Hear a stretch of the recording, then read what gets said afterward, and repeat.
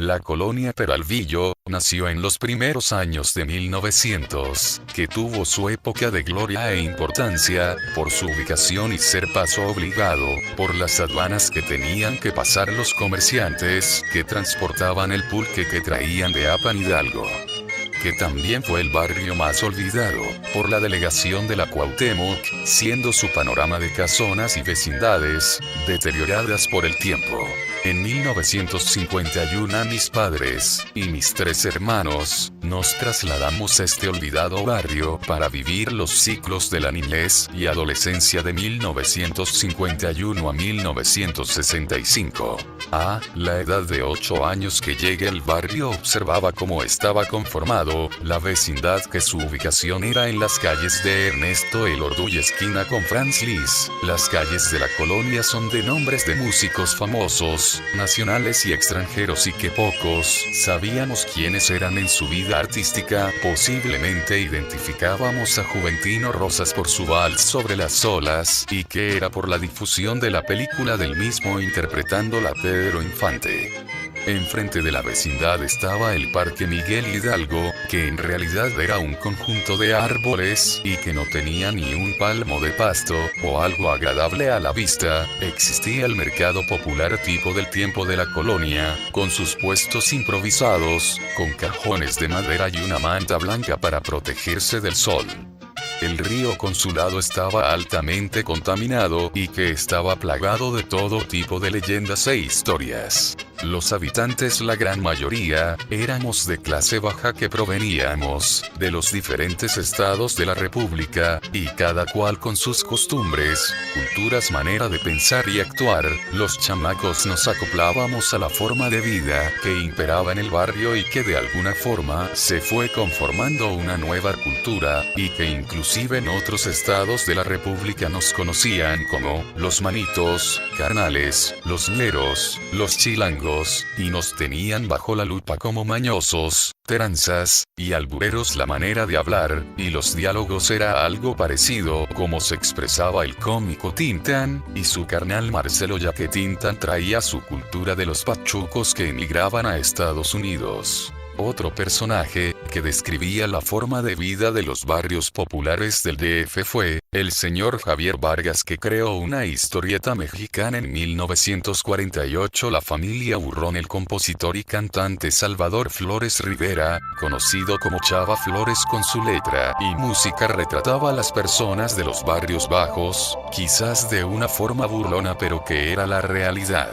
Existía una tienda El Jonuco que se hizo famosa, y estaba ubicada entre las calles de Ernesto Elordu y Liszt, la cual vendían bebidas alcohólicas y la atendían 2 guapas jóvenes, originarias de Chapala, estado de Jalisco, frecuentado por políticos y gente del medio artístico con renombre en todo México. Esta tienda era parte de una vecindad, vieja y deteriorada por el tiempo, y que ahí pasé gran parte de mi niñez y adolescencia, y era común ver a los borrachitos, escapando de su triste realidad, así como la mayoría de los niños que vivíamos en ese medio, y que con nuestra creatividad e imaginación, nos formábamos castillos en el aire. Por otro lado, las mamás se las arreglaban para dar lo mejor a sus críos, se las ingeniaban para que guardáramos el orden, contándonos leyendas que quizás escucharon de sus padres o lugares de origen, pero las acomodaban al entorno que vivíamos. Era clásico que en el río del Consulado se aparecía la Llorona con sus gritos y sus lamentos en la noche. ¡Ay, mis hijos!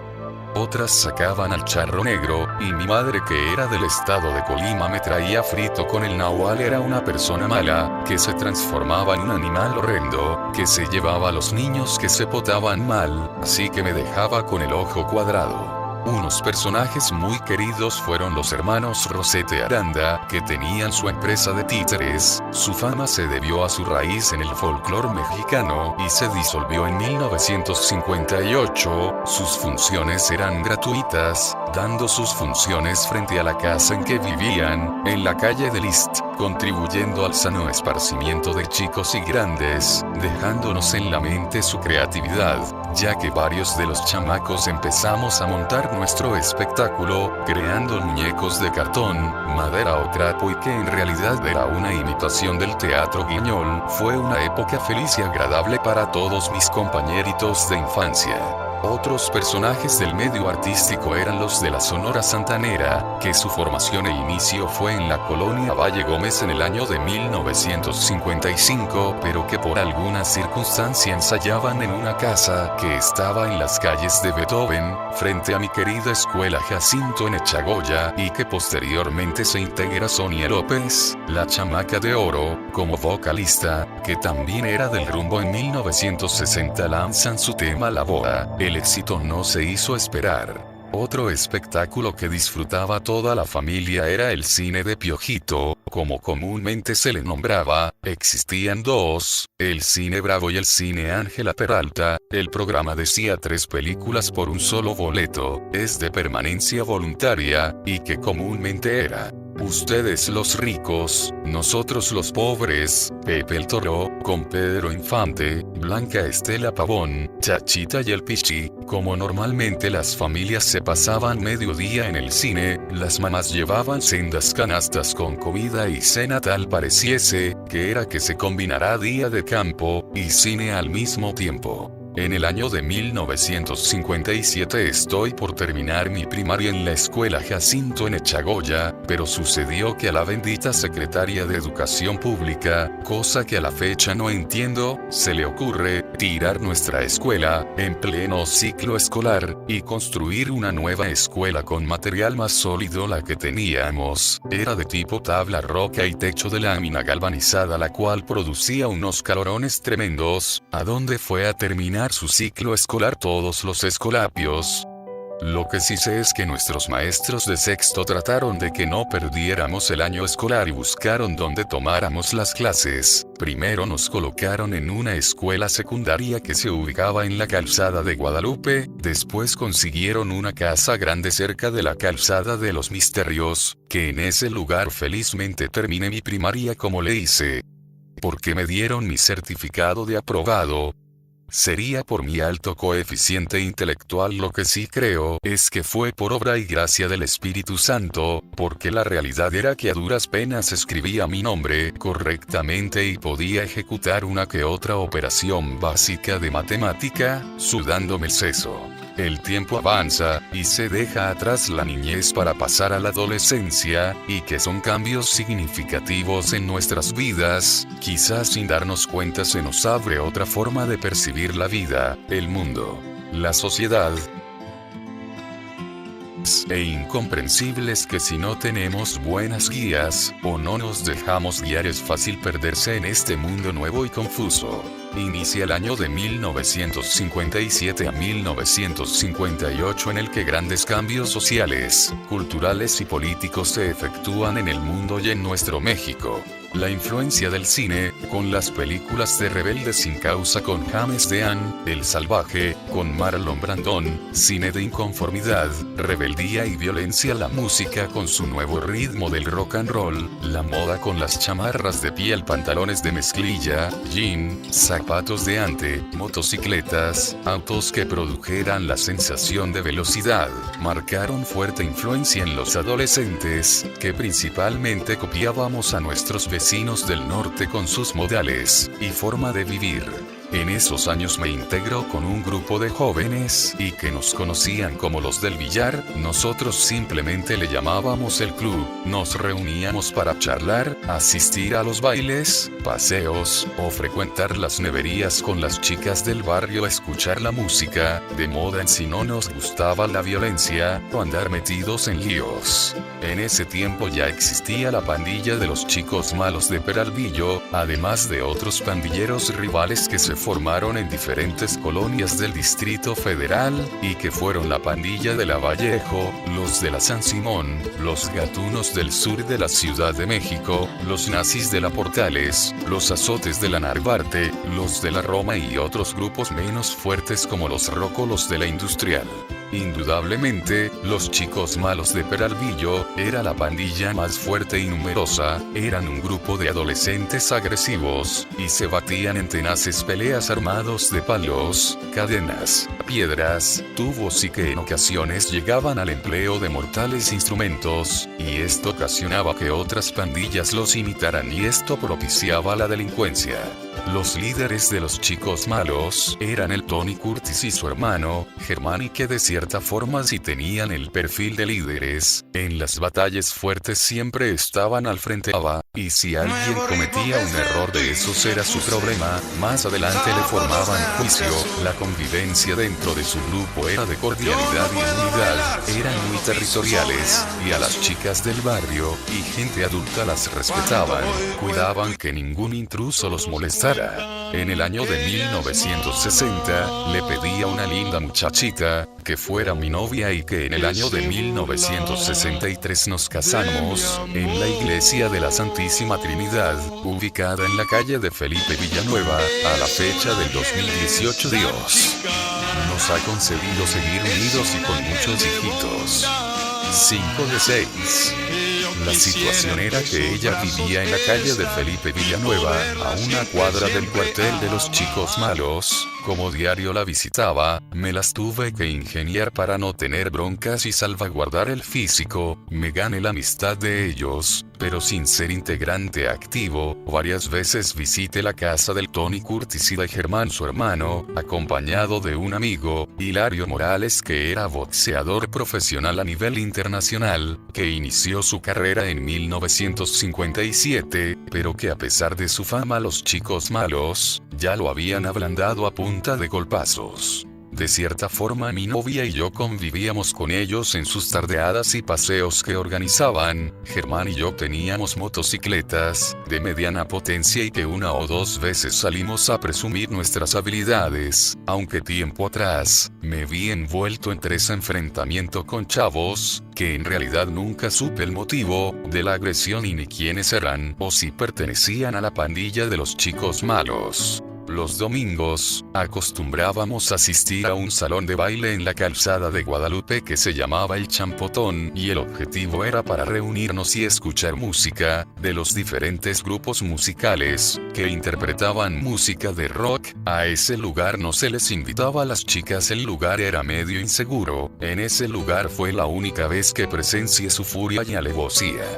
Sucedió que un domingo se les ocurrió a 6 u 8 chavos de la pandilla de lo de Lavallejo hacer acto de presencia en dicho lugar. De los chicos malos éramos 15 o 20, uno de la pandilla los reconoció y triste su calaca, les empezó a llover trompones y patadas. Uno de los chicos malos tenía una mano enyesada y la utilizó como macana para repartir mamporros, pero no contentos que se era mayoría, fueron unos mensajeros a traer más tropa de la colonia. Todos nos salimos del local y nos perpetramos sobre el camellón central de la calzada de Guadalupe, y los de la banda contraria se quedaron encajonados en el local. En menos de 5 minutos ya éramos como 50 o 60 de los chicos malos. Yo estaba nervioso y a la expectativa de lo que iba a suceder. Los dueños del local empezaron a vocear que ya venían las patrullas y las Julias. En esos momentos uno o dos que estaban encerrados se pusieron nerviosos y salieron de estampida,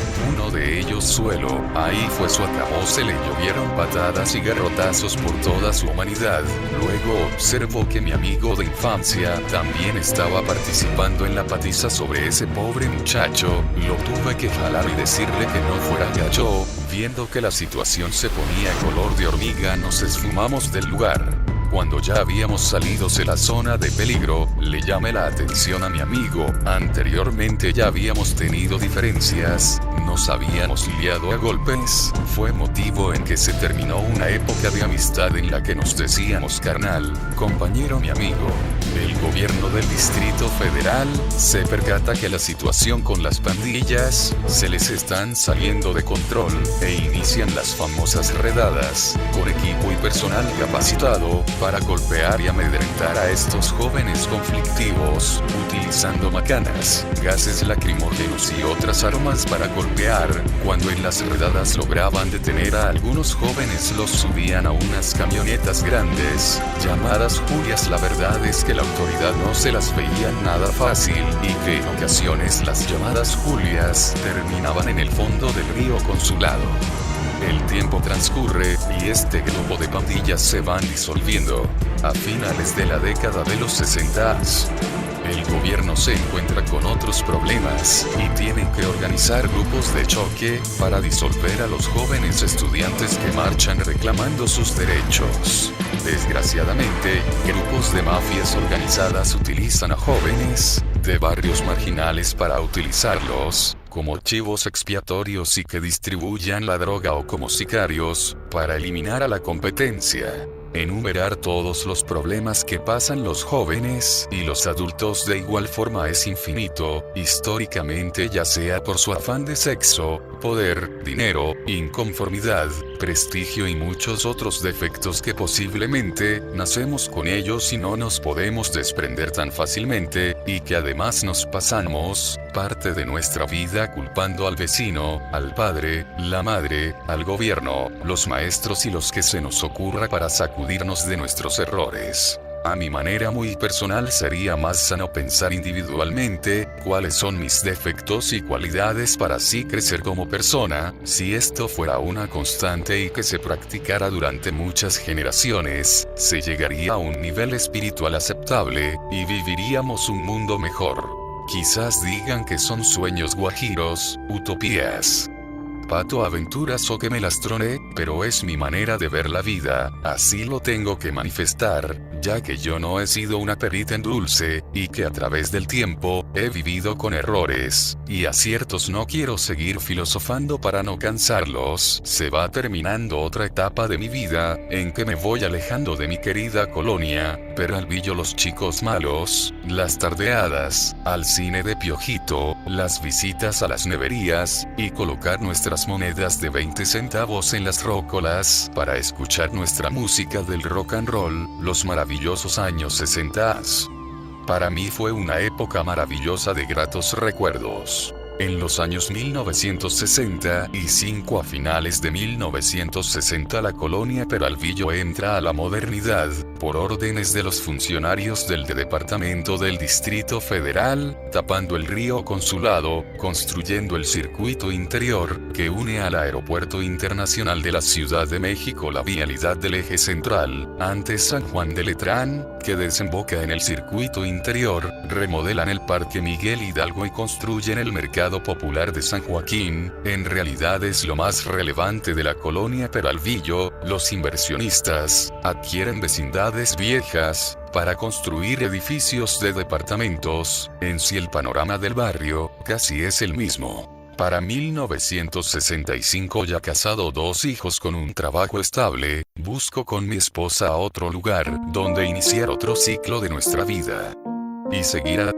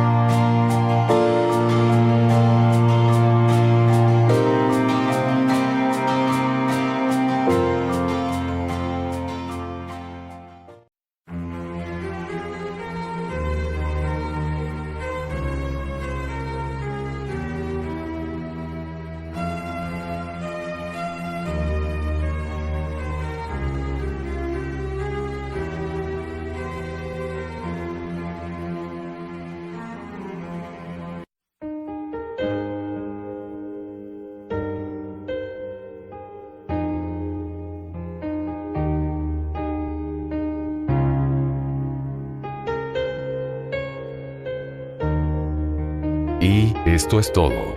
Mis chicos y chicas malas. Hasta luego.